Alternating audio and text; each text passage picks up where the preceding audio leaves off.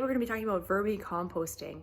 Now, vermicomposting is simply just a way of saying composting with worms, and it's a really kind of fun winter hobby here in Canada. Of course, you can do it all year round, but it gives you a little bit of a chance to smell some soil and play with some worms and produce a really, really rich fertilizer. I use it for my houseplants personally, and it's a great way to get rid of your kitchen scraps.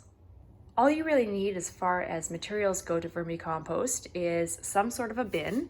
This one here is actually quite small. It's only an 11 liter, I believe, Rubbermaid tote.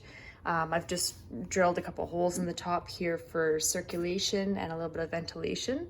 I've seen people use giant rolly recycling carts.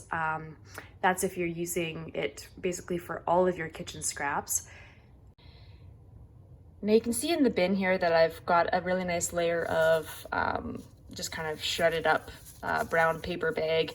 That is known as bedding, and I know some people get fancy and actually put things through paper shredders so it looks really nice. I just tear up a bag and lay it on top. So underneath that bedding layer, we've got a really nice rich layer here of the vermicompost itself.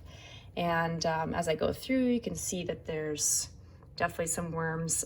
Those small things there are actually seeds from elderberries. It looks like larvae, but it's actually seeds from elderberries. So yeah, you can see there a couple of the worms. So those are red wriggler worms. Once we have our bin set up and we want to add a little bit of food to this, or food scraps, all we do is simply just move the bedding to the side and dig a little bit of a hole, and then I would add any of my food waste. So in this case, I've got some kind of overripe banana, take off any labels, anything like that that won't break down very easily, and basically just bury it in the vermicompost. I don't usually just leave things sitting on top because I find that it can breed some fruit flies even with bedding.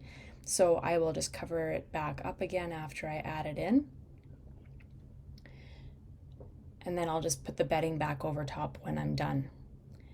Now, if you want to harvest your vermicompost, this is the method that I would use as well. I would put all the food to one side of the bin. All the worms will move over to where that food is, and then I can harvest the castings from the other side of the bin.